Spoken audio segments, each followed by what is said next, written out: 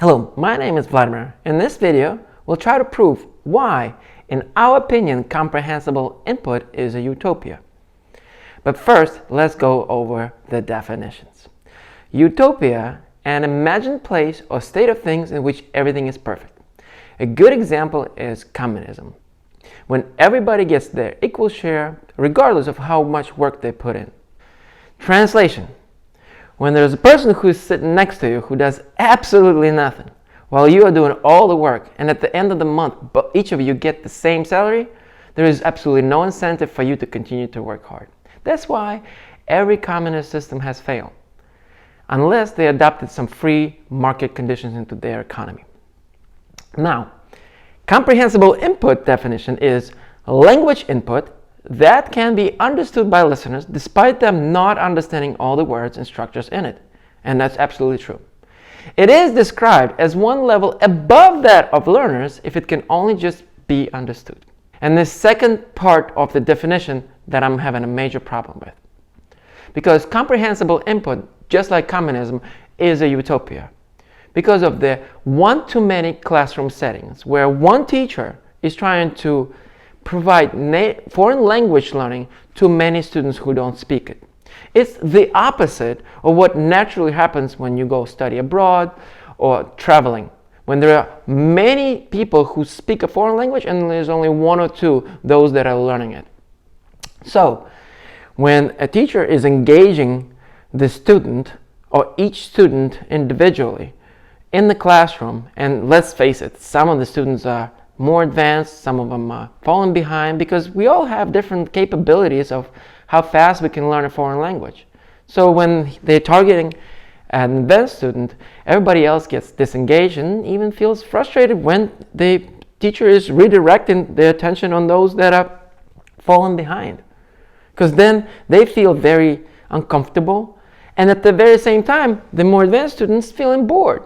So the comprehensible input is doing the opposite of what it's intended to do. Besides, when students go and study abroad and they're forced to be around all the people that speak foreign language and maybe one or two other students that speak their native language, they quickly adopt and are forced to extract all those words and expressions that they learn. And nobody is really coming down to their level, one level above that of learners.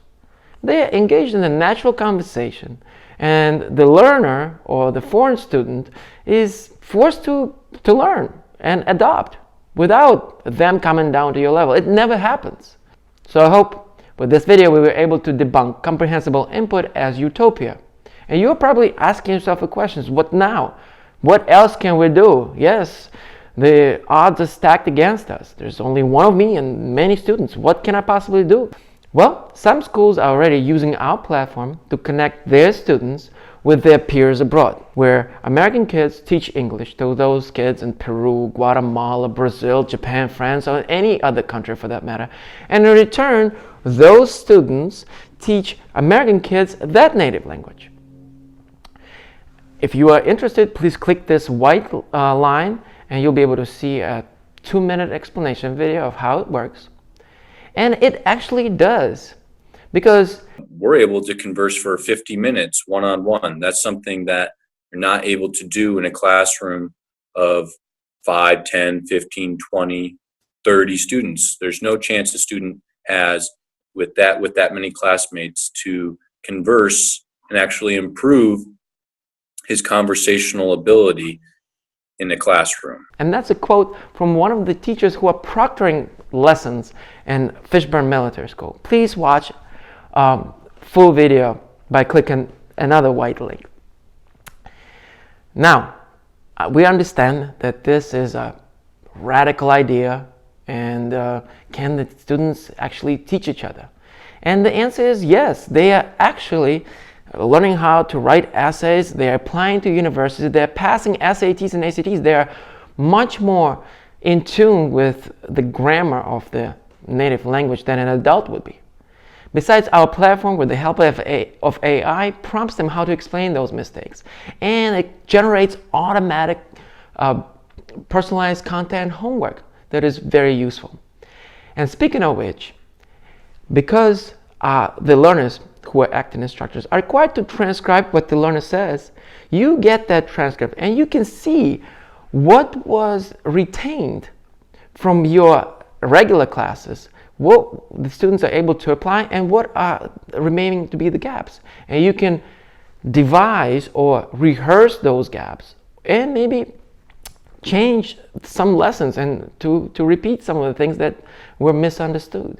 So it gives you that instant feedback and ability to really see. And I guess the final point that's worth mentioning is that having a conversation twice a week with your peer from another country is a lot more fun than having to come to a classroom and sit there and do a redundant grammar exercise, reading, or maybe even watching to a old video or something. It doesn't matter how hard you try as a teacher to engage them. It's impossible for you to replicate another teenager, and because they have common interests. There is no generational gap or age gap anymore. Well, that's it. This was Vladimir. I'm the founder of OCTB, the platform that connects high school students all across the world and enables them to teach their own native language. I'm sure you have some questions and concerns, so please feel free to express them in the comments to this video. Don't forget to like, share, and subscribe to this channel, as I'm sure some of your colleagues would love to watch this interesting take on what the foreign language classroom should look like in the future, and help us bring it to present. Again, thank you for watching, and we'll see you next time.